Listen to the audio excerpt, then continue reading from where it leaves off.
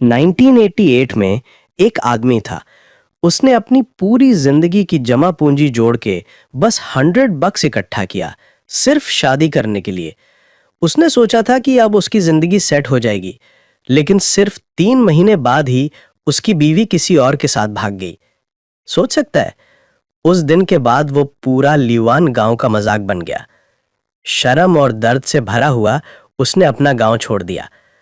फिर वो आधा चाइना घूमता रहा। दिन में कारपेंटर का काम करता, रात में बस उस लड़की को ढूंढता रहता। सालों तक ऐसे ही चलता रहा।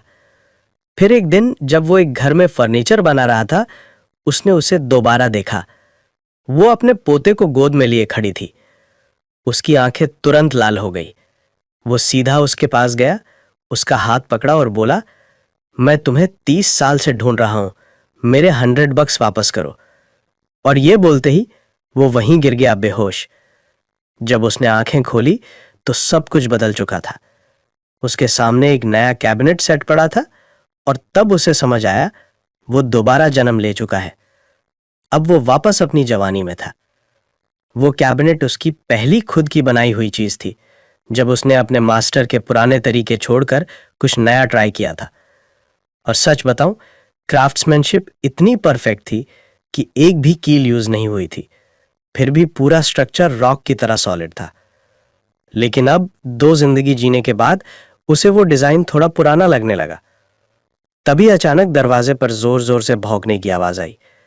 उसका कुत्ता बिग येलो किसी पर भौंक रहा था। दरवाजा खुला और उसकी तीसरी बहन अंदर आई, ठंड में लिपटी हुई, हाथ में टोकरी लिए। उसने प्यार से कहा, तू अकेला है, शायद खाना नहीं खाया होगा, इसलिए तेरे लिए सूखे शक्करकंद लाई हूं। फिर सीधा मुद्दे पर आई, तू अब 22 का होने वाला है, अब शादी कर ले। उसने एक रिश्ता भी सजेस्ट किया, सू फैमिली की लड़की। सिर्फ $100 में बात हो जाती। लेकिन उस आदमी ने सीधा मना कर दिया, वो नहीं, मुझे कोई और पसंद है। कौन? बहन ने पूछा। योंग लुयान, सेक्रेटरी यांग की बेटी। बहन तुरंत सीरियस हो गई। उसका दहेज $1000 है, हम अफोर्ड नहीं कर सकते। लेकिन वो आदमी जिद पर था। उसने कहा, पिछली जिंदगी में मैंने तुम्हारी बात मानी थी और गलती की थी। इस बार नहीं, इस बार मैं सिर्फ योंग लुयान से ही शादी करूंगा। बहन ने बहुत समझाया, रियलिटी, पैसे, स्टेटस, सब कुछ। लेकिन उसने एक बात क्लियर कर दी, मैं पीछे नहीं हटूंगा। आखिर में बहन ने थोड़ा चैलेंज दे दिया, ठीक है, 7 दिन में $1000 ले आ, फिर मैं तेरी शादी करवा दूंगी। सबको लगा ये इम्पॉसिबल है, लेकिन उस आदमी ने बस मुस्कुरा के कहा, 7 दिन बाद मिलते हैं। उसके बाद के 7 दिन वो लिटरली टेबल पर ही सोता था, वहीं खाता था और बस काम करता था। उसने पुराने कैबिनेट को इतना मॉडर्न और स्टाइलिश बना दिया कि हर एंगल से परफेक्ट लगने लगा। वुड ऑयल लगाया, डिजाइन अपग्रेड किया और उससे एक नया फ्लेक्सिबल फर्नीचर सिस्टम बना दिया। उसने उसको इतना अपग्रेड कर दिया कि उसमें मॉडर्न सॉलिड वुड फर्नीचर वाला रॉ वाइब आ गया। और सिर्फ एक सिंपल कैबिनेट नहीं था, उसमें अलग अलग हाइट के 4 कैबिनेट्स थे और एक लंबा वाला भी। सबको मिक्स मैच करके अलग अलग डिजाइन बना सकते थे। मतलब full flexible system, super adaptable. फिर आया लूनर दिसंबर 8, लाबा फेस्टिवल का दिन। नॉर्मली ये दिन लकी माना जाता है और इस बार भी उसे लग रहा था कि आज कुछ बड़ा होने वाला है। इस बार उसने डिसाइड किया किस्मत ट्राई करनी है। उसने एक एक करके सारे कैबिनेट्स फ्लैट बेड कार्ड पर लोड किए, कॉर्नर्स को कपड़े से रैप किया, टाइट रोप से बांध दिया और सीधा निकल पड़ा यूकिंग टाउन की मेन स्ट्रीट की तरफ। यूकिंग टाउन शहर के किनारे पर था और वहां का मार्केट सबसे बड़ा था। शहर के लोग भी वहां शॉपिंग करने आते थे। उसने सोचा, अगर कोई अमीर शहरी आदमी मिल गया तो ये कैबिनेट सेट अच्छी प्राइस में बिक सकता है। रास्ते भर कार्ट इतना हिलता रहा कि उसके हाथ तक सुन हो गए, लेकिन फाइनली वो मार्केट पहुंच गया। दूर से ही देखा, इतनी भीड़ की एंड तक नजर नहीं आ रहा था। आज मौसम भी अच्छा था तो और भी ज्यादा लोग और वेंडर्स आ रहे थे। उसने एक सूखी जगह चूज की, फिर आराम से एक एक कैबिनेट उतारा, उन्हें क्लासिक शेप में सेट किया और खुद कार्ट के हैंडल पर बैठ गया। पॉकेट से सूखे शक्करकंद निकाले और आराम से खाने लगा। उसे पता था साउथ में ये टाइप के कैबिनेट्स काफ़ी पॉपुलर हैं, लेकिन यहाँ बियांग काउंटी में ये बिल्कुल नया कॉन्सेप्ट है और उसका वाला सेट पूरे मार्केट में यूनिक था। 1 मील तक कोई दूसरा ऐसा पीस नहीं था। दोपहर तक थोड़ी धूप गर्म होने लगी, तब एक बूढ़ा आदमी रुक गया। वो आराम से कॉर्नर्स फील करता रहा, कैबिनेट को टैप किया, फिर पूछा, कितने का है ये फर्नीचर? आदमी सीधा कॉन्फिडेंस में बोला, सर ये latest southern style cabinet set है, शादी के लिए परफेक्ट या डाउरी के लिए क्लासी पीस है और पूरे बायगोंग में इसका कोई सेकंड पीस नहीं मिलेगा। प्राइस है 1200 और घर पर इंस्टॉलेशन भी इंक्लूड है। बूढ़े ने सुना, बस कंधे उठा के चला गया। लेकिन वो आदमी बिल्कुल डिस्करेज नहीं हुआ। वो फिर से बैठ गया, शक्करकंद खाता रहा। तब पास में जो बास्केट बेचने वाला था वो हंस के बोला, भाई तुझे सच में लगता है ये 1200 में बिक जाएगा? आज तो छोड़, 10 दिन में भी नहीं बिकेगा, बहुत महंगा है। आदमी कामली बोला, बस सही बायर का वेट है। और जैसे ही वो बात खत्म हुई, एक मिडिल एज कपल आके रुक गया। औरत सबसे अलग लग रही थी, ट्रेंडी स्की जैकेट पहनी हुई थी, बाकी लोगों से बिल्कुल डिफरेंट। उसकी आंखें धीरे धीरे चमकने लगी। क्लियरली उसे कैबिनेट पसंद आ गया था। आदमी ने सिगरेट जलाई और बोला, भाई ये कैबिनेट कैसे बेचने वाले हो? वो आदमी तुरंत उठ के आया। सीधा प्राइस बोलने के बजाय उसने स्मार्ट मूव किया, पहले ये बताओ क्राफ्ट्समैनशिप कैसा लग रहा है? वो आदमी स्मोक निकालते हुए जॉइंट्स और ग्रूव्स को फील करने लगा, फिर बोला, ऐसी स्किल बिना 30 साल के एक्सपीरियंस की नहीं आती। बताओ ये तुम्हारे मास्टर ने बनाया है? ये सुन के वो आदमी अंदर ही अंदर मुस्कुरा दिया। मैं 55 साल की एज में रिबॉर्न हुआ हूँ, मेरे पास ऑलरेडी 30+ साल का एक्सपीरियंस है। फिर उसने बस एक थम्स अप दिया और बोला, भाई आप सच में एक्सपर्ट हो। फिर उसने थोड़ा स्मार्ट प्ले किया, बोला, ये कैबिनेट एक पुराने मास्टर ने बनाया है, आधे साल लगा दिए इसे हाथ से बनाने में। पूरे बियांग काउंटी में सिर्फ एक ही पीस है। मैं ज़्यादा नहीं मांग रहा, सिर्फ 1200। दोस्त बना लो और घर ले जाओ, घर की शान बढ़ जाएगी। वो आदमी अपनी वाइफ की तरफ देखता है, फिर पूछता है, डिलीवरी और इंस्टॉलेशन भी मिलेगा? बिल्कुल, फुल सर्विस घर तक। ठीक है, कैबिनेट लेके हमारे साथ चलो। बस डील पक्की? वो तुरंत मान गया। अंदर से इतना खुश था कि क्या बताऊं, लेकिन पास वाला बास्केट बेचने वाला जल के राख हो गया। सोच रहा था 1200 युआन में तो मैं 1000 टोकरियां बना लेता। फिर वो आदमी उनके साथ काउंटी ऑफिस कंपाउंड गया। इतना काम किया कि पूरा पसीने से भीग गया। पॉकेट में जो शक्करकंद था वो भी गर्म और सॉफ्ट हो गया। उसने अकेला ही कैबिनेट उठा के ऊपर तक पहुंचा दिया। मिडिल एज लेडी ने उसे गर्म पानी दिया। Thank you young man. वो बोला, थैंक्स दीदी, आप टेंशन मत लो, सब मैं कर दूंगा। इंस्टॉलेशन ईजी था, बस थोड़ी जगह क्लियर करनी थी। काम करते करते शाम के 4-5 बज गए और फाइनली काम कंप्लीट। फिर उस लेडी ने उसे 1200 युआन दिए। उसने पैसे गिने, हाथ में फील किया, कंफर्म किया कि असली हैं और फिर चुपचाप अपनी कार्ट लेकर वापस निकल गया। अंदर से वो बहुत खुश था, लेकिन चेहरे पर कुछ नहीं दिखाया। जब तक वो यूकिंग के कुआं के पास नहीं पहुंचा, तब उसने कार्ट को नीचे की तरफ धक्का दिया और सीधा अपनी तीसरी बहन के गांव की तरफ निकल गया। उधर उसकी तीसरी बहन वुशुआ टेंशन में थी। वो सोच रही थी, मेरा छोटा भाई जिद पकड़ के बैठा है योंग लुयान से शादी करने की। बोलता है पैसे खुद कमा लेगा, लेकिन कैसे? पेरेंट्स के मरने के बाद उसका ख्याल रखने वाला कोई नहीं था। न बड़ी बहन मदद करती थी, न दूसरी।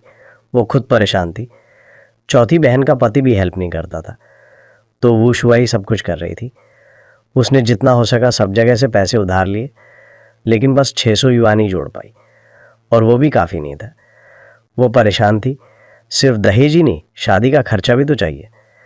तभी बाहर से कुत्ता भौंकने लगा और वो आदमी वापस आ गया अपनी कार्ट के साथ।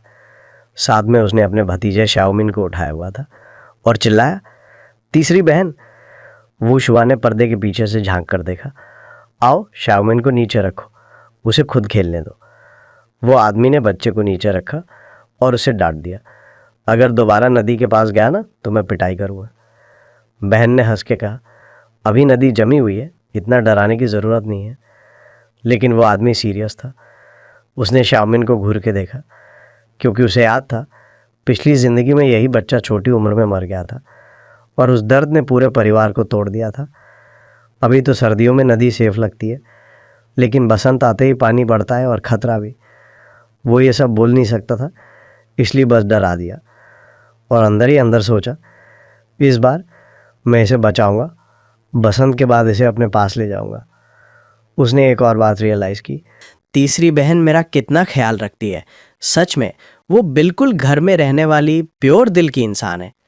तभी बहन ने पूछा, तो बता अचानक यहाँ कैसे आ गया? उसने कॉन्फिडेंस के साथ बोला, आज सही दिन है, और सीधा अपनी पॉकेट से पैसे निकाले, पूरे 1200 युआन, एक भी कम नहीं, और सीधा बहन के सामने रख दिए।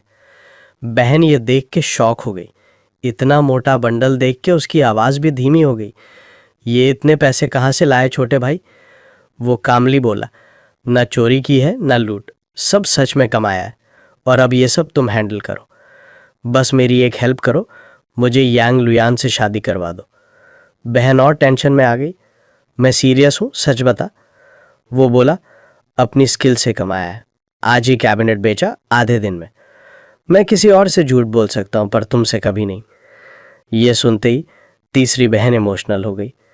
वो तुरंत मुड़ के खड़ी हो गई, हाथ जोड़ लिए और आसमान की तरफ देख के बोलने लगी, माँ बाप, आज आपका बेटा सफल हो गया। ऊपर से देख रहे हो तो इसे आशीर्वाद दो, इसकी शादी अच्छी हो, जिंदगी खुश रहे। वो आदमी थोड़ा कंफ्यूज हो गया। बहन क्या बोल रही हो? नथिंग, वो पलट के बोली। फिर उसने पैसे गिने और 20 नोट्स निकाल के उसके हाथ में वापस दे दिए। ये रख लो, सेक्रेटरी यांग को सिर्फ 1000 चाहिए, बाकी पैसे शादी के काम आएंगे। वो बोला, शादी का खर्चा मैं दे दूंगा। बहन ने तुरंत मना कर दिया, जब माँ बाप नहीं है तो तुम्हारी 4 बहनें हैं ना। ये सुन के उसकी आवाज़ हल्का सा भर आई, तीसरी बहन। लेकिन बहन ने तुरंत इमोशनल बात कट कर दी, बस बस ज़्यादा सेंटी मत हो। फिर उसने 1000 युआन उठाया और बोला, ये लेके चलेंगे, पर सेक्रेटरी यांग मानेगा या नहीं पता नहीं। वो आदमी कॉन्फिडेंट था, जब तुम हो सब हो जाएगा। चुप, ज़्यादा स्मार्ट मत बन, बहन हंस के बोली। फिर उसने घर के वेस्ट रूम से चावल और आटा निकाला, उसके कंधे पर लटका दिया। आज यही मत रुकना, थक गया होगा, घर जाके आराम कर। फिर अचानक याद आया, आज लावा फेस्टिवल है। वो तुरंत किचन गई, एक बड़ा एल्यूमिनियम डब्बा उठाया और उसमें गर्म लावा पॉरेज भर दिया। ये ले जा, फेस्टिवल मना लेना। वो बोला, ठीक है मैं चलता हूँ। दोनों ने चावल, आटा और पॉरेज कार्ट पर बांध दिया और वो वापस निकल गया। बहन उसे देखते हुए थोड़ी इमोशनल होगी। अब मेरा छोटा भाई बड़ा हो गया है, अपनी मेहनत से 1200 कमा लिए, शायद एक दिन बड़ा आदमी बनेगा। उधर वो आदमी रास्ते में गाना गुनगुना रहा था। घर पहुंचा तो उसका डॉग बिग येलो पागल जैसे पूंछ हिला रहा था। उसने गेट खोला, डॉग के सर पर हाथ फेरा, फिर पॉरेज गरम की और दोनों ने साथ में बैठ के खाया। छोटा सा अपना फेस्टिवल मोमेंट। खाने के बाद वो कोर्टयार्ड में खड़ा हो गया और सोचने लगा, खुश ज़िंदगी अभी बहुत दूर है। सिर्फ योंग लुयान से शादी कर लेना ही काफ़ी नहीं है, मुझे इतना कैपेबल बनना पड़ेगा कि मैं उसे अच्छी ज़िंदगी दे सकूं, वरना शायद उसका शहर वाले से शादी करना ही बेटर होता। ये थॉट काफ़ी हैवी था। फिर उसने डिसाइड किया, शादी फिक्स होने के बाद नेक्स्ट स्टेप है घर को इम्प्रूव करना। उसने अपने घर को देखा, 3 कमरे, एक हॉल। जो 10 साल पहले अच्छा लगता था अब पुराना हो चुका था। आजकल लोग रेड ब्रिक और फैंसी टाइल्स चाहते हैं, लेकिन उसे लगता था वो स्ट्रांग नहीं होते। उसका वर्कशॉप, ईस्ट रूम, तो और भी ख़राब था। हवा अंदर आती थी, दीवार में गैप्स थे, मिट्टी और घास से भरे हुए। बस किसी तरह खड़ा था। और सबसे इम्पॉर्टेंट, एक प्रॉपर बाथरूम बनाना पड़ेगा, सेप्टिक टैंक के साथ, फ्लश वाला। सिर्फ योंग लुयान के लिए नहीं, मुझे खुद भी ये गांव के गंदे टॉयलेट्स पसंद नहीं। मतलब ब्रो, अब बंदा सिर्फ शादी नहीं, पूरा लाइफ अपग्रेड करने के मिशन पर है। सिर्फ योंग लुयान के लिए नहीं, मुझे खुद भी ये गांव के पिट टॉयलेट्स बिल्कुल पसंद नहीं। गर्मी में मच्छर काटते हैं, सर्दी में ठंड से जम जाते हो, बिल्कुल बेकार सिस्टम है। फिर उसने गहरी सांस ली। अभी तो बहुत कुछ करना बाकी है और हर चीज़ के लिए पैसे चाहिए। लगता है और कैबिनेट्स बनाने पड़ेंगे और पैसे जमा करने पड़ेंगे। लेकिन फिर उसने खुद को याद दिलाया, ये सब बाद में, पहले योंग लुयान से शादी फिक्स करनी है। पता नहीं तीसरी बहन और जीजा ये रिश्ता पक्का करा भी पाएंगे या नहीं। उधर दूसरी तरफ शॉन्ग गैंग अपनी बड़ी 28 वाली साइकिल पर अपनी वाइफ वू छुआ को पीछे बिठा के सीधा सेक्रेटरी यांग के घर जा रहा था। वू छुआ ने अपने भाइयों से लिए हुए सारे उधार पैसे वापस कर दिए थे। अब सपोर्ट के नाम पर शॉन्ग गैंग बस उसका साथ दे सकता था और अपने साले के लिए बात रख सकता था। उसे पता था सेक्रेटरी यांग कोई आसान आदमी नहीं है और 1000 युआन का दहेज वैसे ही ऑलरेडी फेमस हो चुका था। किसी को नहीं पता था कि वो और ज़्यादा मांग लेगा या नहीं, लेकिन शॉन्ग गैंग ने डिसाइड कर लिया था जो भी हो मैं अपने साले की शादी करा के रहूँगा। शाम हो रही थी। सेक्रेटरी यांग का 5 कमरों वाला लाल ईंट का घर पूरे लुयोन गांव में अलग ही चमक रहा था। जैसे ही शॉन्ग यांग और उसकी वाइफ वहां पहुंचे, थोड़ा सा हंगामा हो गया। सेक्रेटरी यांग घर पर है? मैं शॉन्ग यांग हूँ, शिव गांव से। अंदर से आवाज आई, आओ आओ। उस जमाने में दरवाजे बंद नहीं होते थे, फिर भी दोनों बाहर ही खड़े रहे, रेस्पेक्टफुली ग्रीट करते हुए, जब तक सेक्रेटरी यांग खुद बाहर नहीं आए। फिर सब लोग अंदर कोर्टयार्ड से होते हुए मेन हॉल में गए। सेक्रेटरी यांग ने अपनी वाइफ का दिया हुआ सिगरेट का कार्टन खोला, एक सिगरेट शॉन्ग यांग को दी और खुद अपनी पुरानी पाइप जला ली। मैं तो अपनी पुरानी पाइप ही पीता हूँ, उसने कहा। उसने एक गहरा कश लिया, पाइप का टिप लाल चमका और तेज धुआं बाहर निकला। तभी उसकी नज़र वू छुआ पर गई जो 2 कार्टन गिफ्ट टेबल पर रख रही थी। उसने थोड़ा हैरान होकर पूछा, इतना सब क्यों लाई हो? शॉन्ग यांग ने अपनी वाइफ की तरफ देखा, हल्का सा मुस्कुराया और बोला, ओल्ड यांग, आज हम एक अच्छी बात के लिए आए हैं। अगर आप मान गए तो हमारे परिवार और भी करीब हो जाएंगे। यह सुनते ही सेक्रेटरी यांग समझ गया। वो सीधा पॉइंट पर आ गया, तो बताओ किसके लिए रिश्ता लेके आए हो? शॉन्ग यांग बोला, अपने साले के लिए। वो युआन आपके ही गाँव का है, कारपेंटर है, कुकिंग भी जानता है, मेहनती है, स्ट्रांग है, आपने खुद देखा है। लेकिन वो अपनी बात पूरी करता उससे पहले ही सेक्रेटरी यांग ने रोक दिया। रुको, तुम जानते हो ना, मैंने पहले ही क्लियर कर दिया था। लुयान मेरी सबसे प्यारी बेटी है, हाई स्कूल पास है, खूबसूरत भी है, टैलेंटेड भी। अगर वो शहर में शादी करे तो कोई बड़ी बात नहीं होगी। ये सुन के शॉन्ग यांग थोड़ा प्रेशर में आ गया, लेकिन फिर भी हिम्मत करके बोला, बिल्कुल कोई बड़ी बात नहीं है। फिर उसने अपनी जेब से लाल कपड़े में लिपटे हुए पैसे निकाले और सीधा टेबल पर रख दिए। ये 1000 युआन का दहेज है जो आपने मांगा था। सब मेरे साले ने खुद कमाया है, हाथ में आए ही थे और तुरंत हमें भेज दिया रिश्ता लेकर। तभी पीछे के रूम से 2 लड़कियां झांक रही थीं, पोनी टेल वाली। उनमें से एक थी योंग लुयान। वो चुपके से सब सुन रही थी। उसे थोड़ा याद भी था उस आदमी के बारे में, क्योंकि उसे हमेशा उसके साथ सेफ फील होता था। और जब उसने सुना कि पूरे 1000 युआन उसने खुद कमाए हैं, तो वो सच में इम्प्रेस हो गई। लेकिन प्रॉब्लम था उसका बाप, सेक्रेटरी यांग। उसके दिमाग में सीधा ये चल रहा था कि ये पैसे शॉन्ग यांग ने दिए, बस नाम उस आदमी का यूज़ हो रहा। इसलिए वो रुक के बोला, मुझे वो युआन पता है, मेहनती है, अच्छा लड़का है, लेकिन वो शहरी नहीं है। सच बोलूँ तो मेरी बेटी उसके साथ शादी करके खेती ही करेगी, ज़िंदगी भर गांव में ही रह जाएगी, इस बात से बच नहीं सकते। फिर उसने सीधा बोल दिया, इसलिए मैं ये रिश्ता एक्सेप्ट नहीं कर सकता, और खड़े होकर उनके दिए हुए गिफ्ट्स भी वापस कर दिए। ये मुमकिन नहीं है। बस रिश्ता वहीं रिजेक्ट। शॉन्ग यांग और उसकी वाइफ चुपचाप वापस निकल गए। रास्ते में अपने पुराने घर के पास से गुजरते हुए सीधा उस आदमी के घर पहुंच गए। उधर वो आदमी अभी भी लैंप के नीचे काम कर रहा था, इंक स्ट्रिंग से सीधी लाइंस मार्क कर रहा था, बिल्कुल परफेक्ट फोकस के साथ। शॉन्ग यांग ने उसे देखा और एक लंबी सांस ली। रिजल्ट उसके चेहरे पर लिखा हुआ था। वो बोला, मैं पानी लेके आता हूँ। लेकिन तीसरी बहन पहले ही उठ गई। तब उस आदमी ने सिगरेट निकाली और जीजा को दी और ख़ुद ही बोल दिया, शायद किसी बीच वाले के थ्रू रिश्ता भेजना चाहिए था, आपको डायरेक्टली आना नहीं चाहिए था, आपकी इज्जत भी बचती। शॉन्ग यांग हंस पड़ा, अरे कौन सी इज्जत गई, मैं तो तेरे कमाए हुए 1000 युआन लेकर गया था, मुझे तो गर्व फील हो रहा था। प्रॉब्लम यह है, ओल्ड यांग मानता ही नहीं कि तूने ये पैसे खुद कमाए। जब उसने बोला कि अपनी बेटी को गांव में फंसाना ठीक नहीं, मैं भी कुछ बोल नहीं पाया। वो आदमी शांत होकर बोला, वो गलत भी नहीं कह रहा। फिर जीजा ने एक और बात बोली, मैंने सुना है एक शहरी लड़का भी रिश्ता लेकर आया था, सेक्रेटरी यांग ने उनके गिफ्ट्स एक्सेप्ट भी कर लिए, लगता तू बस प्रॉब्लम से बच रहा है। वो बात पूरी करता उससे पहले ही आदमी ने रोक दिया, तीसरी बहन, पता करो ये शहरी लड़का कौन है, मुझे लगता है कुछ गड़बड़ है, कोई ना कोई हिडन प्रॉब्लम होगा। शॉन्ग यांग को ये थोड़ा अजीब लगा। उसने सोचा ये बस प्रोटेक्ट कर रहा है योंग लुयान को। फिर भी बोला, ठीक है मैं पता करता हूँ। तब उस आदमी ने एक और मूव खेला, साथ ही ये भी देखना किसी को मॉड्यूलर कैबिनेट चाहिए तो मैं लेबर और मटेरियल संभाल लूँगा। 1200 में एक सेट। ठीक है मैं पूछता हूँ, बहन ने हाँ कर दिया। फिर वो बोला, अब आप लोग घर जाओ, रात हो रही। सुबह वो आदमी हल्का सा सामान लेके निकल गया, सिर्फ ग्लव्स और ईयर प्लग्स। आज उसकी शॉप खुलने वाली थी। कैबिनेट्स के लिए लकड़ी काटनी है, पोस्ट, बीम्स, पैनल सब रेडी करना है। आज का दिन बिजी रहेगा, उसने सोचा।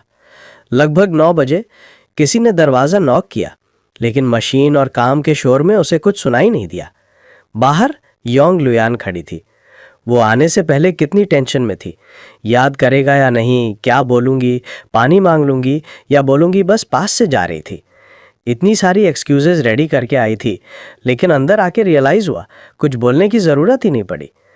जैसे ही उसने झांक के देखा, अंदर काम अचानक रुक गया। अब वो पकड़ी गई। अंदर से आवाज़ आई, कौन है? वो आदमी आधा सीरियस होके बोला, अभी कुछ दिखा मुझे, सच में कोई है क्या? फिर एक आवाज़ आई, मैं हूँ।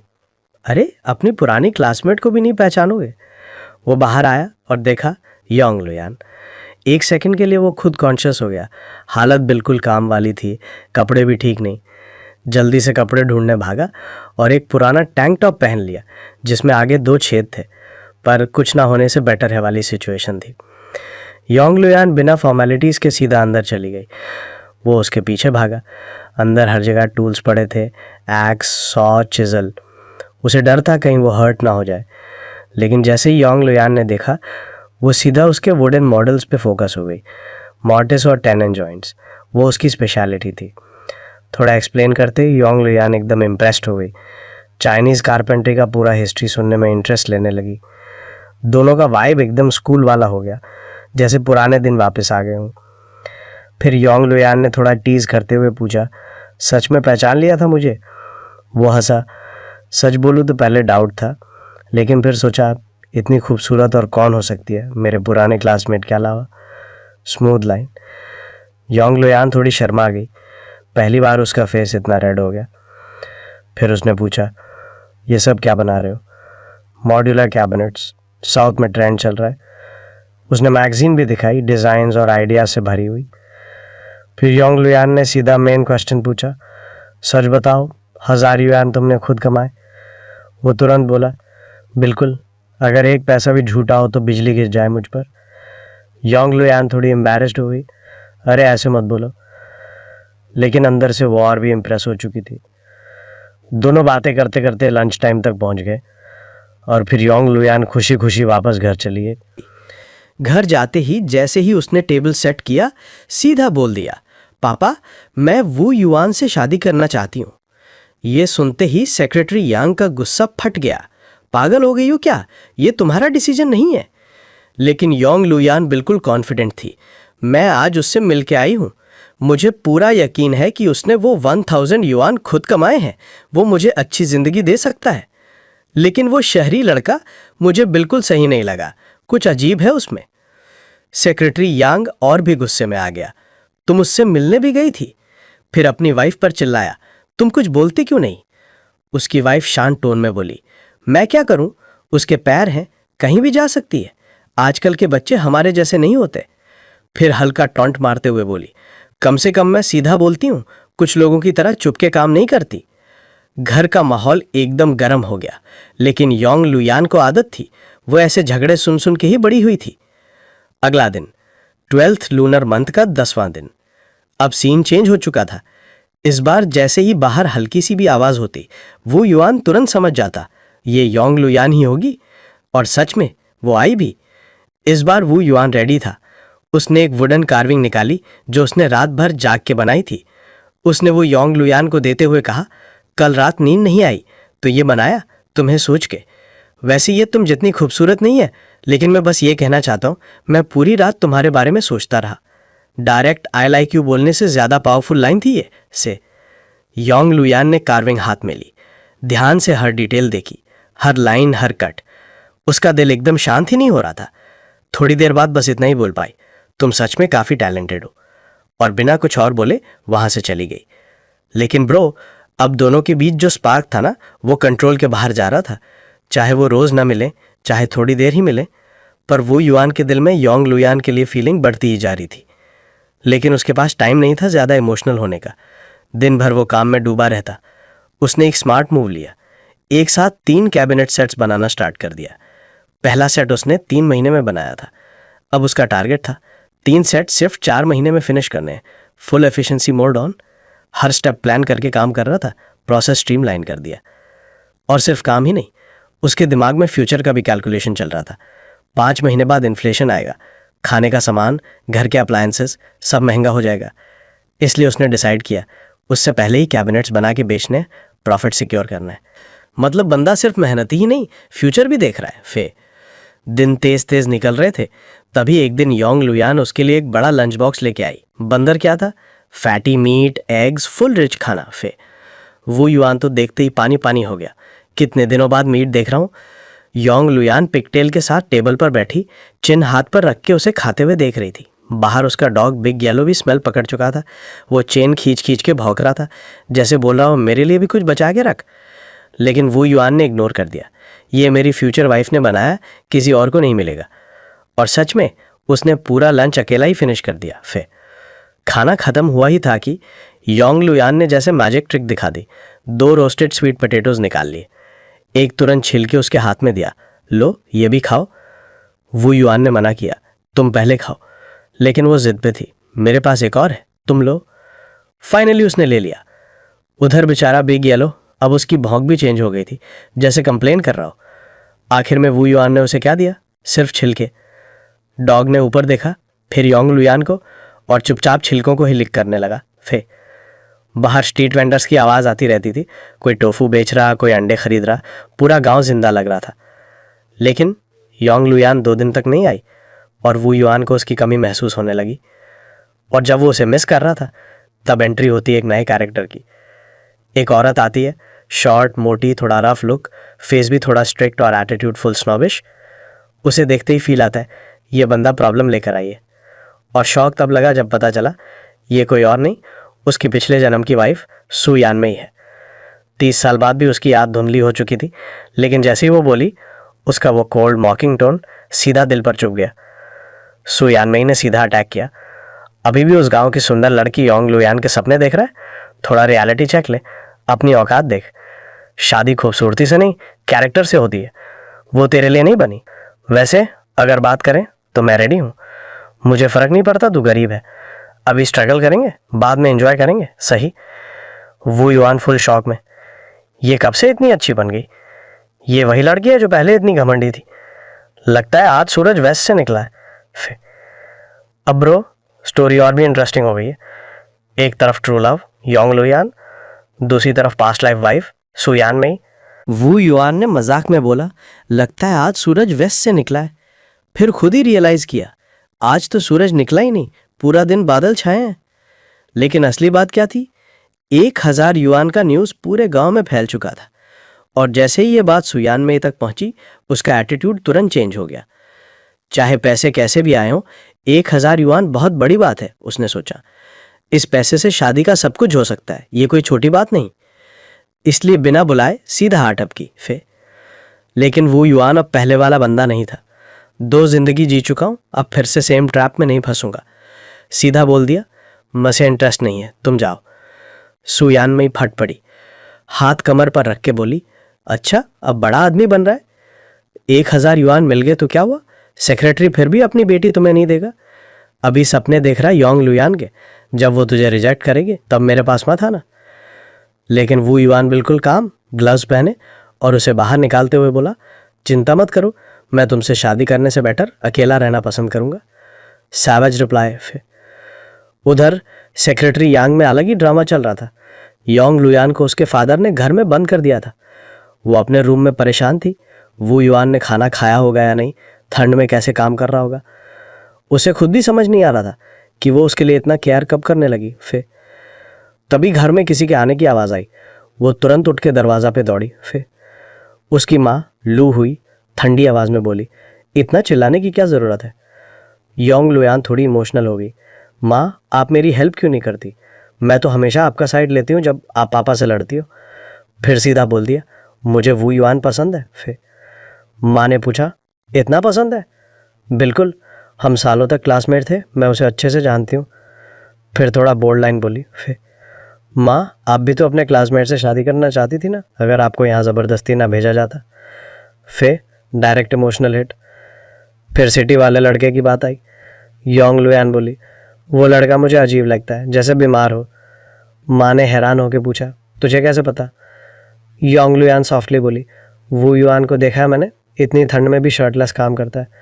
वो सिटी वाला ऐसा कर ही नहीं सकता। एक्चुअली गांव में अफवाह चल रही थी, वो सिटी वाला लड़का बीमार है, हमेशा दवा लेता है। सेक्रेटरी यांग को पहले यकीन नहीं हुआ, लेकिन उसने चेक करने के लिए लोग भेज दिए। शाम तक सच सामने आ गया। सिटी वाला लड़का सच में बीमार था। सेक्रेटरी यांग गुस्से में घर लौटा। साथ में मैच मेकर भी था, डर के मारे कांप रहा। मैं नहीं जानता था, प्लीज़ मुझे माफ़ कर दो। लेकिन सेक्रेटरी यांग ने एक सेकंड वेस्ट नहीं किया। सारे गिफ्ट्स और ब्राइड प्राइस वापस निकाले, प्रॉपर रिसीट लिखी, एंगेजमेंट कैंसिल कर दिया। फुल प्रोफेशनल मूव, इसलिए गांव में उसकी इतनी इज्जत है। योंग लुयान अभी भी रूम में बंद थी। जैसे ही ये सब हुआ, वो ज़ोर से चिल्लाई, पापा अब तो मैं बाहर जा सकती हूँ? सेक्रेटरी यांग ने हाथ हिला दिया, परमिशन मिल गई। वो तुरंत भागी बाहर। रुको, सेक्रेटरी यांग चिल्लाया, रात हो गई है, कहाँ जा रही हो? वो रुक गई, फिर प्यारी सी स्माइल के साथ पलट के देखा। उसका क्यूट फेस देख के सेक्रेटरी यांग का गुस्सा आधा वहीं ख़त्म।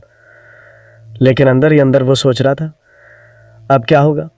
सिटी वाला रिश्ता टूट गया, अगर लोगों को पता चला तो बदनामी होगी। अब वो युआन का रिश्ता आया तो कैसे हैंडल करूं? शायद फिर से 1000 युआन और गिफ्ट्स लेकर आए। तभी बाहर से आवाज़ आई। सेक्रेटरी यांग की वाइफ चिल्लाई, सुनना, बाहर आओ जल्दी। वो थोड़ा इरिटेट होता, लेकिन फिर भी बाहर गया। जैसे ही गेट पर पहुंचा, उसका चेहरा सडनली रिलैक्स हो गया। अरे ब्रदर शांग, जल्दी अंदर आओ।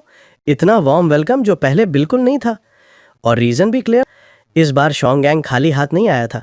2 कार्टन सिगरेट्स, 2 बॉटल शराब, 2 बड़े पोर्क लेग्स, 2 बड़े फिश, मतलब फुल इज्जत वाला रिश्ता सेटअप। फे सेक्रेटरी यांग ने यह सब देखा और तुरंत समझ गया, इस बार बात सीरियस है और मेरी वाइफ भी इस तरफ है। फे सब लोग पोलाइटली अंदर गए। तब योंग लुयान भी मेन रूम से बाहर आई। थर्ड सिस्टर बोल के ग्रीट किया। फे सेक्रेटरी यांग ने तुरंत बोला, लुयान अच्छा चाय लाओ, स्पेशल वाली। जब आदमी खुश होता है ना, एनर्जी अलग ही लेवल की होती है। अब उसका माइंडसेट टोटली चेंज हो चुका था। कल तक जो बंदा मना कर रहा था, आज वही सोच रहा है, ये लड़का वो युआन सच में वैल्यूएबल है, मेहनती है, कमा के दिखा दिया, फैमिली भी समझदार है, सब एटिकेट फॉलो कर रही है। और सबसे बड़ी बात, इज्जत। गांव में शादी सिर्फ 2 लोगों की नहीं होती, पूरी सोसाइटी का मैटर होता है। हर कोई मिलके वेडिंग सेडान उठाता है, मतलब सब मिलके इज्जत बनाते भी हैं और बचाते भी। इस बार माहौल बिल्कुल अलग था।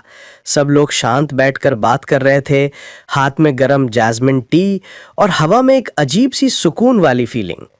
सेक्रेटरी यांग का मूड भी बदल चुका था। उसने सीधा कह दिया कि वो अपने होने वाले दामाद को पूरा सपोर्ट करेगा, उससे गांव का नाम रोशन कराएगा। और फिर उसने वो 1000 युआन का ब्राइड प्राइस एक्सेप्ट कर लिया, लेकिन साथ ही सारे गिफ्ट्स, सिगरेट, शराब, पोर्क, फिश वापस कर दिए। गांव की रीत है भाई, लेना भी पड़ता है और देना भी। शॉन्ग गैंग और उसका साथी सोच रहे थे काम खत्म, अब निकलते हैं। पर तभी सेक्रेटरी यांग ने एक ऐसा सवाल पूछ दिया जिससे सब थोड़ा रुक गए, शादी कब करनी है? रूम 1 सेकंड के लिए बिल्कुल चुप हो गया। शॉन्ग गैंग ने स्मार्टली काम रहकर बोला, भाई यांग, जो आपको ठीक लगेगा, हम तैयार हैं। सेक्रेटरी यांग ने थोड़ा सोचा और कहा, नया साल आ रहा है, उससे पहले कर लेते हैं।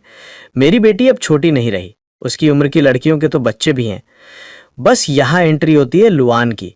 उसे लगा सब कुछ बहुत फास्ट हो रहा है, थोड़ी शर्म, थोड़ा कंफ्यूजन। उसने प्रोटेस्ट करने की कोशिश की। शॉन्ग गैंग ने भी सपोर्ट दिया, अगर इतनी जल्दी करें, कहीं लड़की के साथ अनफेयर तो नहीं होगा। पर सेक्रेटरी कुछ बोलता उससे पहले ही लुआन ने इतनी जोर से सिल हिला दिया कि उसकी दोनों चोटियां हिलते हुए उसके खुद के फेस पे लग गई। सब हंस पड़े, सीन हल्का हो गया। सेक्रेटरी यांग ने हाथ उठा के बोला, कोई प्रॉब्लम नहीं, डाउरी तो पहले से रेडी है, बस थोड़ा सामान लेना है, नए कपड़े सिलवाने हैं, और अगर वू के घर या बेड के लिए मदद चाहिए तो बिना झिझक बोलना। उसकी सिंसियरिटी देख के शॉन्ग गैंग भी पीछे नहीं हट सका। उसने सीधा बोला, बस आपका कहना काफ़ी है, बाकी सब मैं हैंडल कर लूँगा। अगर कुछ गलत हुआ जिम्मेदारी मेरी। दोनों साइड अब एक ही पेज पे थे। ऑलमोस्ट बैठ के ड्रिंक भी स्टार्ट कर देते, लेकिन यांग फैमिली ने अभी डिनर भी नहीं किया था। सेक्रेटरी ने अपनी वाइफ को खाना बनाने को बोला, पर शॉन्ग गैंग और उसके लोग समझ गए ऑफर तो फॉर्मल होता है, पर हर ऑफर एक्सेप्ट नहीं किया जाता। हवा थोड़ी पोलाइटली मना करके उनके दिमाग में एक ही बात, ये खुशखबरी तुरंत वू युआन को बतानी है। जैसे ही वो पुराने घर के पास पहुंचे, दूर से ही शॉन्ग गैंग चिल्लाने लगा, अरे भाई भाई कहाँ है तू? थोड़ी देर बाद वू युआन बाहर आया, हाथ में गरम मक्के की दालियाँ, कॉर्न पॉरेज का कटोरा अभी भी खाते हुए। शॉन्ग गैंग उसके पास आया, फेस पे एक्साइटमेंट क्लियर थी। भाई तेरी शादी फिक्स हो गई। वू युआन एक सेकंड के लिए रुक गया, ना मुंह साफ किया ना कुछ बोला, बस सुनता रहा। फिर धीरे से पूछा, सच में? शॉन्ग गैंग ने पूरा सीन समझाया, कैसे सेक्रेटरी यांग मान गया, कैसे शहर वाला लड़का वीक निकला, और कैसे उन्होंने मौका देख के सीधा बात पक्की कर दी। पास खड़ी शोआ हंसी और बोली, ये कोई गेम नहीं है, ये परफेक्ट मैच है। वू युआन की नज़र तब पोर्क लेग और बड़ी मछलियों पे गई और उसे सब समझ आ गया। उसने अंदर ही अंदर फील किया, मेरे भाई और भाभी ने मेरे लिए बेस्ट ही किया है। फिर शॉन्ग गैंग ने थोड़ा मजाक में बोला, वैसे और दालियाँ है क्या? हम दोनों ने अभी तक खाना नहीं खाया। लकी हो तुम, अभी अभी बनाइए, आधा हांडी अभी भी बचा है, आओ बैठ के खाते हैं और शादी का प्लान बनाते हैं। शुआ ने मीनवाइल पोर्क और फिश को संभाल के रख दिया। पहले बाहर लटकाया, नहीं रात है, चोरी भी हो सकती है, इसलिए सब सामान अंदर सेफ जगह शिफ्ट कर दिया। और वो युआन को स्ट्रिक्टली बोला, ज़्यादा गहरी नींद मत सोना, सामान का ध्यान रखना। फिर असली बात शुरू हुई। तुम लोग कह रहे थे लुआन न्यू ईयर से पहले ही यार। शॉन्ग गैंग ने सिर हिलाया। वो युआन थोड़ा सोच में पड़ गया।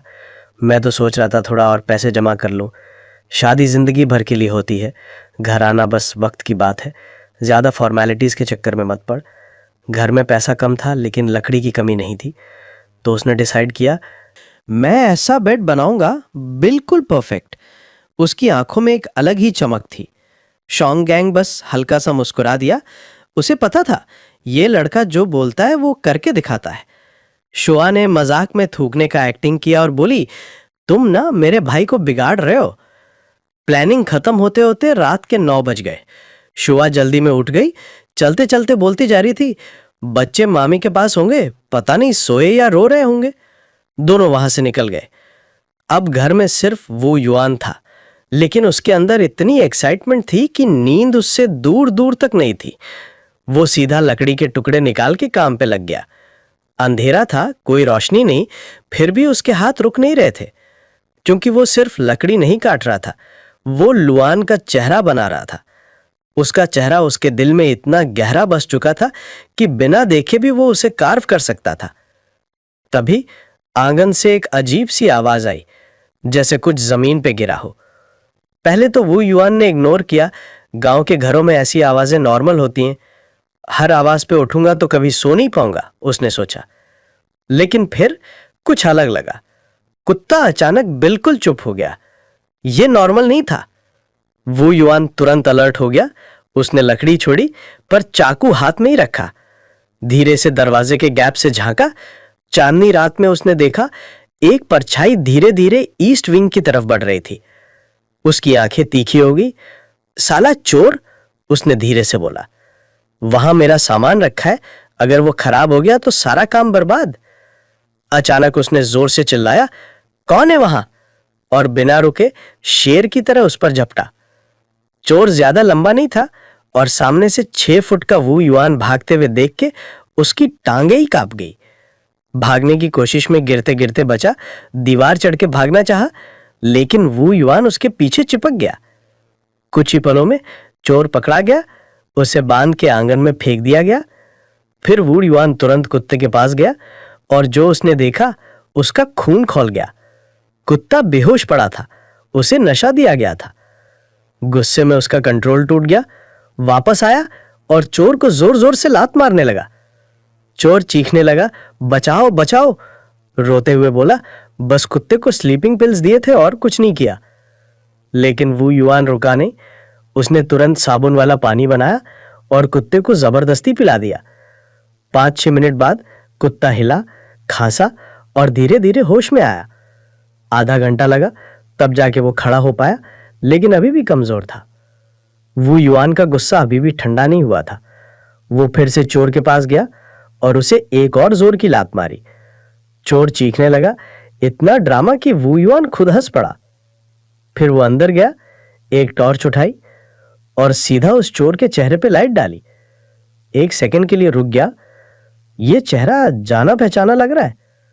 उसने ठंडी आवाज में पूछा, नाम क्या है तेरा? घर में कौन कौन है? कितनी जमीन है? चोर तुरंत उठ गया, बता रहा हूं, सब बता रहा हूं। नाम है चोंग हेरबियो, लोग बाउसी बुलाते हैं। घर में बस मैं और मेरे माँ बाप हैं। और कुछ नहीं पता, प्लीज मत मारो। उसका चेहरा देख के वू युआन को वो पहचान सा लग रहा था, पर उसका नाम चोंग हरबियो और भी फेमिलियर लग रहा था। वू युआन ने थोड़ा शांत होकर पूछा, अकेला आया है या कोई और भी है तेरे साथ? चोर एक सेकंड के लिए रुक गया, फिर धीरे से बोला, एक आदमी ने सिखाया था, क्या वो भी साथी माना जाएगा? वू युआन की आंखें तीखी हो गई। कौन? चोर ने सीधा नाम बोल दिया। बस ये नाम सुनते ही सब क्लियर हो गया। उसने बोला था, तुम लोग 1000 युआन दे सकते हो, मतलब घर में पैसा है। वो युआन के अंदर गुस्सा फिर से उबल गया। ये औरत इतनी नीचे गिर सकती है? अगली सुबह वो युआन सीधा चोंग हरबियो को पकड़ के विलेज ऑफिस ले गया। वहां सेक्रेटरी यांग भी मौजूद था। उसने बिना टाइम वेस्ट किए बोला, इसे पुलिस स्टेशन ले जाओ, प्रॉपर इन्वेस्टिगेशन करो। डायरेक्टर चाउ से ले गया और चोर का हाल देख के लग रहा था जैसे उसकी जान निकल गई हो। जाते जाते उसने वू युआन को एक डर भरी नजर से देखा, जैसे अब सब खत्म हो गया हो। वू युआन वापस घर की तरफ निकला, अभी भी काम का ढेर पड़ा था। जैसे ही वो गेट के पास पहुंचा, पीछे से घंटी की आवाज और एक हल्की सी हंसी सुनाई दी। अरे तुम? वू युआन ने मुड़ के देखा। तुम इतना फास्ट चल रहे थे, मुझे पकड़ने के लिए साइकिल तेज चलानी पड़ी। फिर मुस्कुरा के बोली, चलो बैठ जाओ, छोड़ देती हूं। वो युआन हल्का सा हंसा। अभी तो कह रही थी मुश्किल से पकड़ा, अगर मैं बैठ गया तो और मुश्किल हो जाएगा ना। यांगलोआन ने अपनी गर्दन थोड़ी ऊपर उठाई, बिल्कुल एक गुरूर वाली हंस स्वान की तरह। सुबह की रोशनी में वो और भी खूबसूरत लग रही थी। दोनों साथ घर की तरफ चले, एक साइकिल पे, एक साथ साथ। रास्ते में यांगलुआन को कल रात की सच्चाई पता चली और उसका एक्सप्रेशन तुरंत बदल गया। ऐसे छुप के घुसने की हिम्मत कैसे हुई उनकी? उसकी आवाज़ थोड़ी ठंडी थी, बिल्कुल अपने बाप जैसी। घर पहुंचते ही सीन फिर पलट गया। वो युआन कुत्ते के लिए दवा फ्लावर पेस्ट बना रहा था, तभी सू यान में आ टपकी, बाल बिखरे हुए, चेहरा गुस्से से भरा हुआ, सीधा चिल्लाने लगी, मेरा आदमी वापस दो। वो युआन ने उसकी तरफ देखा भी नहीं। अंदर ही अंदर सोचा, रोना चिल्लाना तमाशा, ऐसा सीन कि किसी भी आदमी के लिए हैंडल करना मुश्किल हो जाए। वो युआन फंस गया, लड़ भी नहीं सकता था, इग्नोर भी मुश्किल। तभी यांगलुआन आगे आई। उसे डर था उसकी सुन की सॉफ्ट स्किन पे कहीं खरोच ना आ जाए, और सू यानमे को सीधा जवाब दिया, तुम सोचती हो तुम वो युआन से शादी करोगी? सपना देख रही हो? सुन लो, वो मेरा है और तुम उसके लायक भी नहीं हो। उसने कभी नहीं सोचा था ये प्यारी सी लड़की इतनी डेंजरस हो सकती है। आसपास के लोग भी सब देख रहे थे और सबको एक बात क्लियर हो गई, वू फैमिली और यांग फैमिली का रिश्ता पक्का है। सब लोग देख रहे थे, अब कोई डाउट नहीं था, वू फैमिली और यांग फैमिली का रिश्ता पक्का हो चुका था। और सुयान में उसका तो यहां कोई हक ही नहीं था। ये बात उसे भी समझ आ गई। एक सेकंड में उसका एटीट्यूड चेंज हो गया, वो तुरंत उठ के निकलने लगी। लेकिन यांग लुआन इतनी आसानी से छोड़ने वाली नहीं थी। उसने सीधा उसे रोक लिया और ठंडी आवाज में बोली, खुद नहीं पा सकी तो अपने उस लूजर आदमी चोंग हरबियो से मेरा ब्राइड प्राइस चुराने भेज दिया? रुक जा, पुलिस आती ही होगी, तब देखना क्या होता है। फिर हल्का सा मुस्कुराई और एक और तीखी बात बोली, वैसे भी अच्छा है, तुम दोनों इस बार न्यू ईयर घर पे नहीं मना पाओगे, बाकी लोगों का खाना बच जाएगा। सू यानमे का चेहरा सफेद पड़ गया और तभी ट्रर एक blue white side car motorcycle gate पे आके रुकती है। एक पुलिस ऑफिसर उतरता है, सीधा सू यानमे के पास आता है। तुम सू यानमे हो? चलो, हमें साथ चलना होगा। ये सुनते ही धड़ से वो जमीन पे गिर गई। Game over. उसे उठाया गया और साइड कार बाइक में ले जाया गया। पड़ोसी जो तमाशा देख रहे थे, एक एक करके चुपचाप वहां से हट गए और यांग लुआन, वो अपना सर उठा के बिल्कुल एक जीत कर लौटती हुई सेनापति फीमेल जनरल की तरह अंदर चली गई। वू युआन उसे देख के इंप्रेस हो गया। उसने सीधा थम्स अप दिया और बोला, तुमने कमाल कर दिया। यांग लुआन के फेस पे हल्की सी प्राउड वाली स्माइल आ गई। तब उसकी नजर पड़ी वू युआन के काम पे। लकड़ी का एक बड़ा मोटा टुकड़ा, स्ट्रांग और सॉलिड। उसने पूछा। वू युआन ने हल्का सा स्माइल किया और बोला। बेड शब्द सुनते ही यांग लुआन का फेस एकदम लाल हो गया। वू युआन ने सिचुएशन संभालने के लिए उसे डिजाइन्स दिखाने स्टार्ट किए। देखो, ये वेस्टर्न पैलेस स्टाइल, ये ट्रेडिशनल चाइनीज, ये मॉडर्न और ये फ्यूजन डिजाइन। तुम्हें कौन सा पसंद है? यांग लुआन शर्माते हुए बोली, सब अच्छे हैं, बस बेड स्ट्रांग होना चाहिए। सच तो ये था, वो इतनी शाई हो गई थी कि कुछ चूज ही नहीं कर पाई। अब वू युआन सीरियस हो गया। वो बार बार डिजाइन्स बनाता, फिर पसंद ना आए तो फाड़ देता, फिर नया बनाता। ये देख के यांग लुआन को थोड़ा बुरा लगा। उसने प्यार से कहा, सिर्फ एक बेड ही तो है, इतना मत सोचो। लेकिन वू युआन ने जो बोला वो सीधा दिल तक चला गया। शादी इतनी जल्दी हो रही है, मैं तुम्हें नया घर भी नहीं दे पा रहा। ये सिंपल सी बात थी, लेकिन उसमें इतनी सिंसियरिटी थी कि यांग लुआन का दिल हिल गया। वो कुछ सेकंड्स के लिए चुप हो गई, फिर धीरे से अपने गाल पकड़ के खुद से बोली, तू सच में उससे प्यार करने लगी है। उस दोपहर थोड़ी गर्मी बढ़ गई थी और उसके साथ ही काम की स्पीड भी। शॉन्ग गैंग कुछ आदमियों के साथ वापस आया, साथ में आधा ट्रक क्विक लाइम, 2 बोरी सीमेंट और पूरा ट्रक रेत यानी सैंड। टाइम बिल्कुल नहीं था, शादी सिर्फ 10 दिन दूर थी। पुराना घर पूरा रीबिल्ड करने का टाइम नहीं था, इसलिए प्लान सिंपल था, बाहर से नया दिखे बस। वू युआन बाहर आया, सबको रिस्पेक्ट से सिगरेट ऑफर की, फिर पूरा काम अपने जीजा जी और उनकी टीम को दे दिया। काम तुरंत स्टार्ट हो गया। सबसे पहले डुआंग का डॉग हाउस तोड़ दिया गया। बेचारा डुआंग उदास मुंह बना के गेट के पास बंधा हुआ था। यांग लुआन ने देखा पर कुछ बोली नहीं। फिर आंगन का चिकन कूप भी तोड़ दिया गया। इस बार यांग लुआन खुद को रोक नहीं पाई, हल्के से बोली, मैं सोच रही थी कुछ मुर्गियां पालूंगी, फ्रेश अंडे मिल जाएंगे। वू युआन हल्का सा हंसा और बिना डिले के बोला, टेंशन मत लो, अगले साल तक पूरा घर नया बना दूंगा, जो चाहिए होगा सब बनाऊंगा। ये सुनते ही यांग लुआन की आंखों में चमक आ गई, पर तुरंत ही उसने प्रैक्टिकल सोचा, पर इतना सब खर्चा कितना होगा? वू युआन ने सीधा जवाब दिया, पैसे कमाते ही किस लिए हैं, खर्च करने के लिए ही ना। तभी शॉन्ग गैंग फिर से दौड़ता हुआ आया, अरे छोटे भाई, एक काम और है, एक फैमिली वार्डरोब बनवाना चाहती है, पर वो प्लाईवुड फिनिश चाहते हैं, स्टाइलिश और इजी क्लीनिंग के लिए। वू युआन ने बिना सोचे बोला, हो जाएगा, प्राइस की टेंशन मत लेना, उनके पास पैसा है। ये बोल के शॉन्ग गैंग निकल गया। वू युआन हल्का सा मुस्कुरा के बोला, देखा, पैसा कमाने का मौका हर जगह होता है। यांग लुआन भी खुश हो गई, तीसरी दीदी और जीजा जी हमारे लिए कितना करते हैं। पर उस वार्डरोब वाली बात ने वू युआन के दिमाग में एक आइडिया जगा दिया। आजकल लोगों को क्या चाहिए? स्टाइल। बस उस मोमेंट पे उसे अपने वेडिंग बेड के डिज़ाइन का आइडिया मिल गया। अब वो और भी फोकस हो गया, डिज़ाइंस के बारे में सोचने लगा। यांग लुआन ने देखा और डिसाइड किया कि उसे डिस्टर्ब नहीं करेगी। वो चुपचाप गई और कोल स्टोव जला के पानी गर्म करने लगी। थोड़ी देर बाद जब वर्कर्स को ब्रेक मिला, सबको गर्म पानी रेडी मिला। बिना रियलाइज़ किए यांग लुआन धीरे धीरे वो सब कर रही थी जो एक घर की बहू करती है। अगला दिन 12th मंथ का चौथा दिन, न्यू ईयर भी पास और शादी भी। सुबह सुबह ही घर भरने लगा लोगों से। सबसे पहले वू शिया और शॉन्ग गैंग, फिर 4th सिस्टर वू फंग हुआ, फिर 2nd सिस्टर काउंटी से, और आखिर में सबसे बड़ी सिस्टर भी आ गई। ये सब देख के यांग लुआन का दिल तेज़ धड़कने लगा। पहली बार वो वू युआन की सारी बहनों से मिलने वाली थी और अंदर ही अंदर वो काफ़ी नर्वस थी। लेकिन उसे क्या पता था, ये सिंपल मीटिंग नहीं होने वाली, ये तो होने वाला था फुल सिस्टर्स शोडाउन। वू शुआ ने सिचुएशन पहले ही समझ ली थी। उसने तुरंत बोला, वू युआन, तुम योंग लुआन को टाउन ले जाओ। इतनी अच्छी लड़की को शादी से पहले डरा मत देना। सच तो ये था, वू युआन खुद भी नहीं चाहता था कि वो अनकंफर्टेबल फील करे।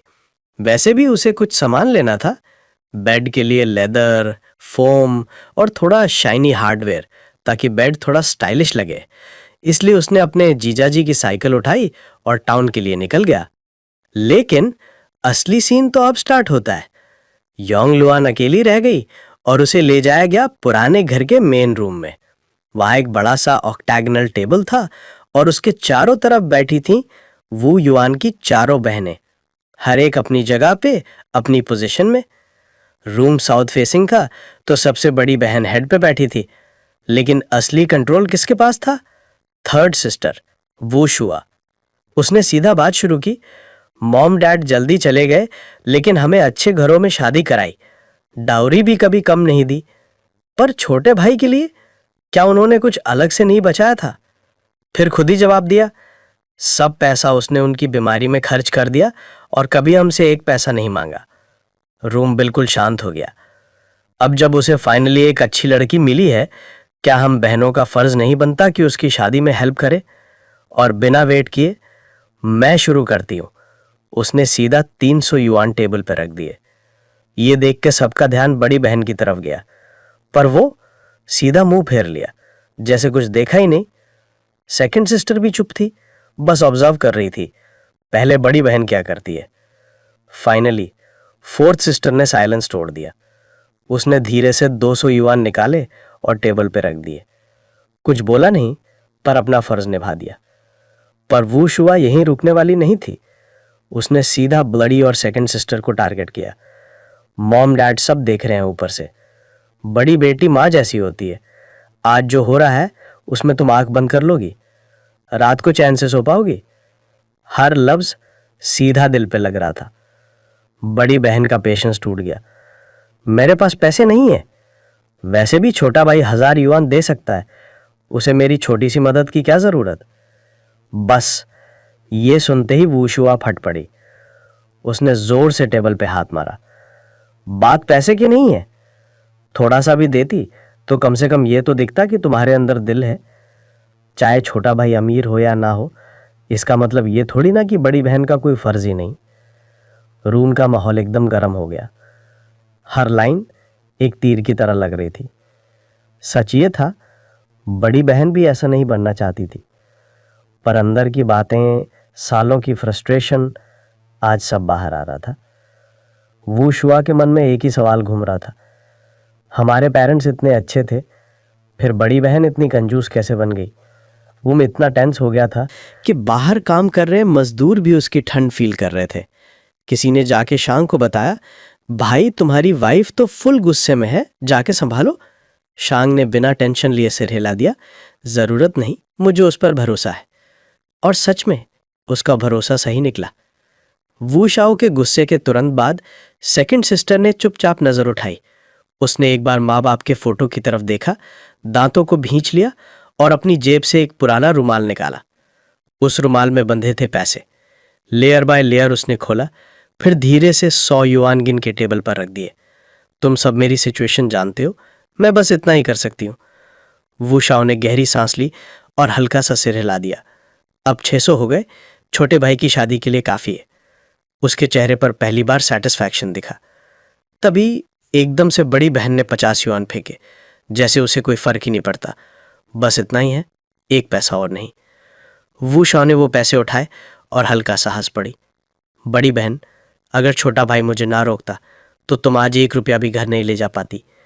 फिर उसने धीरे से ऐड किया, उसने खुद कहा है, आज जो भी दोगे वो याद रखेगा और कल सब वापस करेगा। तुम्हें तो शुक्र मनाना चाहिए। वू शाओ ने फाइनल लाइन बोली, आज हम हेल्प नहीं कर रहे, छोटा भाई हमें मौका दे रहा है। कल वो बड़ा आदमी बनेगा, तब पास आना इतना आसान नहीं होगा। यह बात सबको समझ आ गई, पर किसी ने कुछ नहीं बोला। पैसे कलेक्ट हो गए और सालों की बात भी निकल गई। उसके बाद वू शाओ ने किसी को रोका तक नहीं, ना पानी ना फॉर्मेलिटीज़। सीधा कह दिया, घर अपना है, पानी चाहिए तो खुद गर्म कर लो। बड़ी और सेकंड सिस्टर जल्दी निकल गई, सिर्फ फोर्थ सिस्टर रुक गई। वो काफ़ी देर तक वूशॉ के पीछे घूमती रही, फिर हिम्मत करके बोली, थर्ड सिस, छोटे भाई की शादी के लिए मुझे कुछ और हैंडल करने दो। वूशॉ ने उसे घूर के देखा। पक्का? तुम्हारे हस्बैंड बाद में कुछ बोलें तो? फोर्थ सिस्टर थोड़ी घबरा गई, पर फिर भी बोली, नहीं बोलेंगे, मैं संभाल लूँगी। थोड़ी देर चुप रहने के बाद वूशॉ ने हाँ कर दिया। ठीक है, एक चांस देती हूँ, पर अगर आधा लफ्ज़ भी सुना तो मुझे मत बोलना।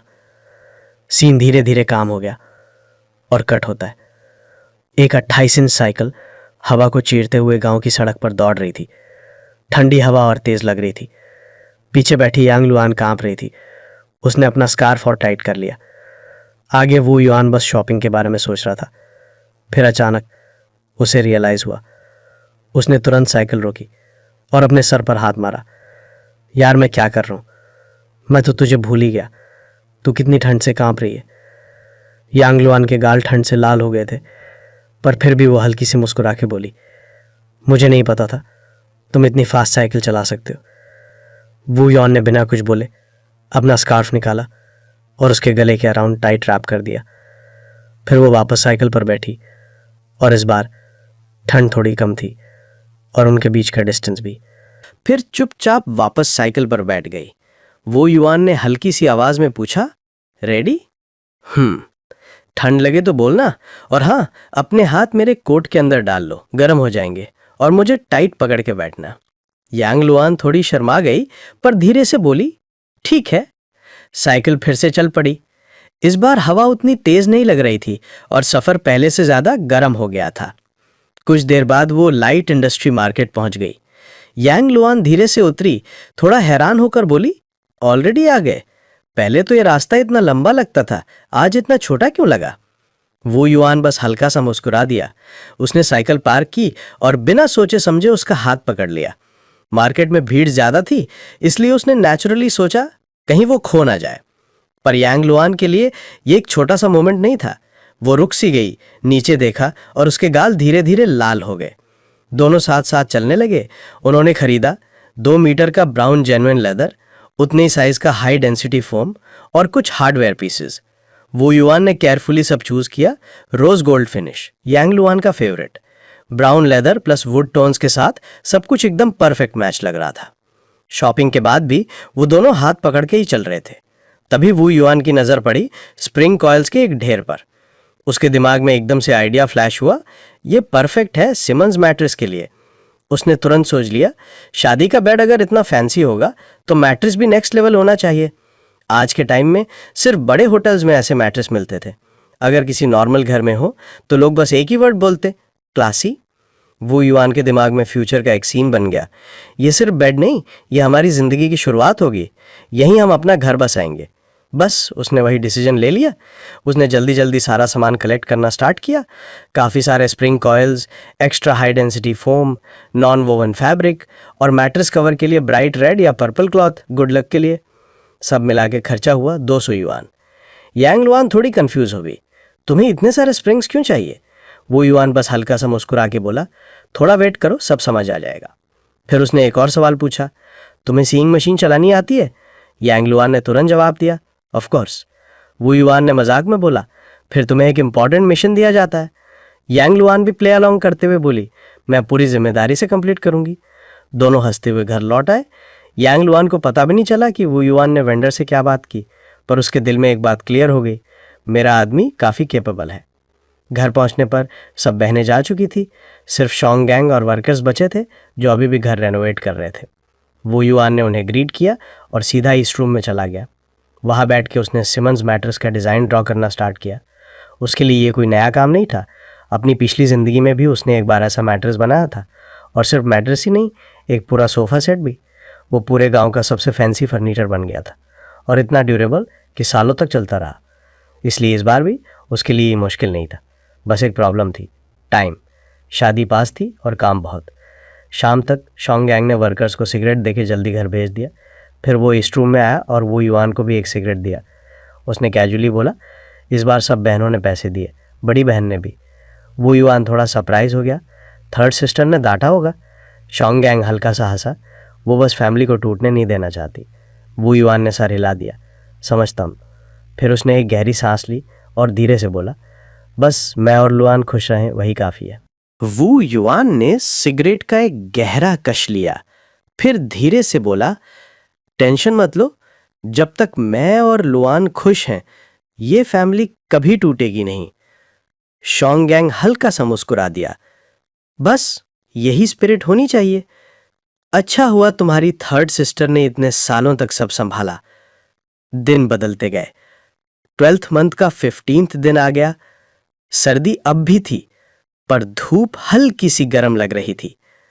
नदी के बीच का बर्फ पिघल चुका था, पानी तेज बह रहा था, लेकिन किनारे पर अब भी मोटा बर्फ जमा हुआ था, इतना कि कोई उस पर खड़ा हो सके। घर का रेनोवेशन कंप्लीट हो चुका था। आज ना शॉन्गयांग ना ही वर्कर्स आने वाले थे।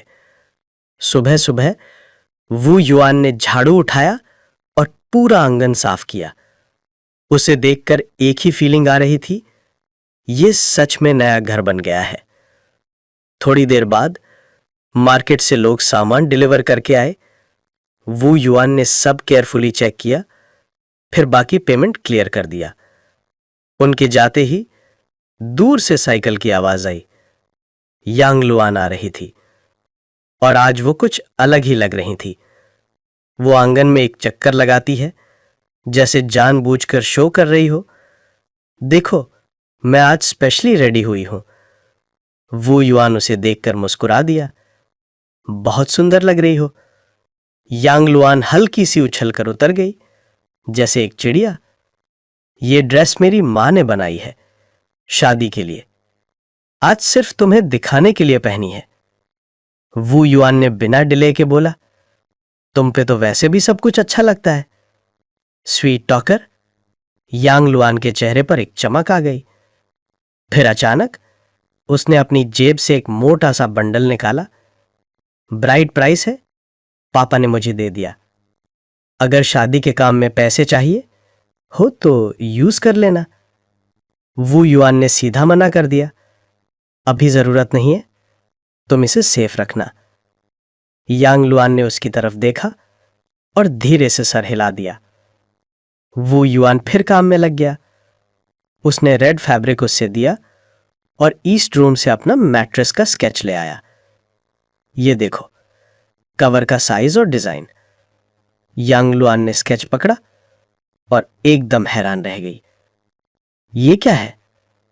वू युआन ने कैजुअल टोन में बोला, सिमंस मैट्रेस। बहुत सॉफ्ट होता है, बेड पे लगता है। यांग लुआन की आंखों में सरप्राइज क्लियर था।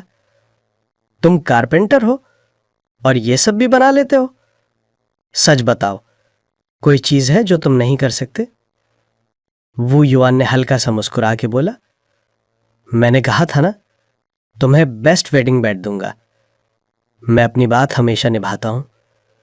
यांग लुआन ने धीरे से कहा, तुम ऑलरेडी बहुत कुछ कर चुके हो। डिजाइन फाइनल होते ही वो तुरंत अपना लंच बॉक्स उठाती है और घर चली जाती है सिलाई मशीन पे काम शुरू करने। इधर वू युआन दिन रात मेहनत करता रहा। शादी का बेड परफेक्ट होना चाहिए था। दिन गुजरते गए। थर्ड सिस्टर वू शौवा ने पूरी शादी का जिम्मेदारी अपने हाथ में ले ली। शॉपिंग, इनविटेशंस, सब कुछ वो ही हैंडल कर रही थी। गांव के लोग भी चुप नहीं बैठे थे। हर जगह बातें चल रही थी। वो युआन तो विलेज चीफ की बेटी से शादी कर रहा है, बड़ी किस्मत खुल गई उसकी। कुछ लोग तो ये भी कह रहे थे वो लड़की के घर में जाके बसने वाला है, पर सच क्या था? सिर्फ अफवाह। वू युआन को फर्क नहीं पड़ता था। उसके पास टाइम ही नहीं था इन सब के लिए। उसका फोकस सिर्फ एक चीज पर था, अपनी नई जिंदगी। कुछ ही दिनों में साथ ही उसका काम भी बढ़ने लगा। लोग उसके पास आने लगे, कस्टम कैबिनेट्स के ऑर्डर देने। डायरेक्टर लू के घर का सैंपल देखकर सब इम्प्रेस्ड हो गए थे। लाइफ धीरे धीरे सेट होने लगी थी। 12th मंथ के 25th दिन फिर से बर्फ गिरने लगी। ठंड इतनी बढ़ गई कि घर के पानी के मटके में भी बर्फ जमने लगी। इसी बीच 10 दिन की मेहनत के बाद यांग लुआन ने फाइनली मैट्रेस कवर कंप्लीट कर लिया। वो उसे लेकर सीधा वू युआन के पास आई। दोनों ने मिलकर सब कुछ उठाया और ईस्ट रूम में ले गए। वहीं पर असेंबली स्टार्ट हुई। बेड देखते ही समझ आ रहा था ये नॉर्मल नहीं है। 2.2 मीटर वाइड, गांव में इतना बड़ा बेड किसी के पास नहीं था। ऊपर से genuine leather headboard, shiny hardware head और फुट पे। एक ही नजर में जब मैट्रेस पर कवर चढ़ाया गया तो फिटिंग इतनी परफेक्ट थी जैसे दोनों एक दूसरे के लिए ही बने हों। लेंथ, विड्थ, थिकनेस, सब कुछ स्पॉट ऑन। वू युआन ने पूछा, पसंद आया? यांग लुआन का रिएक्शन, बहुत ऑसम। वो सीधा बेड पर जंप कर गई और स्टारफिश की तरह फैल गई। सरप्राइजिंगली अंदर के स्प्रिंग्स बिल्कुल भी चुभे नहीं। ना आवाज, ना डिस्कंफर्ट, बस एकदम स्मूथ। वू युआन की नजर अब कवर पर गई। ब्राइट रेड कलर और उस पे फूलों की एम्ब्रॉयडरी, हर डिजाइन दूसरे से ज्यादा सुंदर। तब समझ आया इसलिए इतने दिन लगे। एक्साइटेड होकर बोली, तुम भी आके ट्राई करो। वू युआन भी उसके पास लेट गया और तब सडनली एटमॉस्फेयर चेंज हो गया। उसकी सांस सीधा उसके कान के पास महसूस हो रही थी। यांग लुआन का चेहरा धीरे धीरे लाल होता गया, गालों से लेकर गर्दन तक। वो युआन बस उसे देखते रह गया, जैसे वक्त रुक गया हो। और तभी थर्ड सिस्टर की आवाज गेट से आई। दोनों एकदम से घबरा के उठ गए, जैसे पकड़े गए हो। वो शॉ थोड़ा मुस्कुरा के बोली, मैं डिस्टर्ब तो नहीं कर रही? यांग लुआन तुरंत शर्मा के, नहीं, बिल्कुल नहीं। चलो ठीक है, वैसे भी परसों शादी है, फिर तो तुम्हें कोई डिस्टर्ब नहीं करेगा। वो शॉ सीरियस हो गई, आज तुम दोनों जाके मैरिज सर्टिफिकेट ले आओ, फिर काउंटी स्टोर जाके लुआन के लिए एक शंघाई वॉच ले लेना। हमारे घर आ रही है, कुछ नया तो होना चाहिए। और उसने सीधा 200 युआन ने मना करने की कोशिश की, जरूरत नहीं है। पर वू युआन ने मना नहीं किया। उसने सोचा, दोनों फिर सिटी के डिपार्टमेंट स्टोर गए। आज स्टोर का सीन अलग था। न्यू ईयर के चक्कर में हर जगह भीड़ ही भीड़। लोग, फ्रिज, टीवी, वॉशिंग मशीन। वू युआन ने बिना टाइम वेस्ट किए यांग लुआन के लिए एक शंघाई लेडीज वॉच ली। सब खरीदने के बाद सिर्फ 20 युआन बचे। जाते वक्त वो फर्नीचर सेक्शन के पास से गुजरे। वहां एक इंपोर्टेड स्प्रिंग मैट्रेस रखा था। Price 2000 yuan. यांग लुआन रुक गई, एक पल के लिए उसे देखा, फिर धीरे से सर उठाया और उसकी आंखों में एक अलग ही कॉन्फिडेंस था। अब उसे किसी चीज से जलन नहीं हो रही थी, ना फ्रिज, ना टीवी, ना कोई महंगी चीज। उसके दिल में सिर्फ एक बात थी, अगर मेरा आदमी इतना कैपेबल है तो ये सब चीजें बस वक्त की बात है।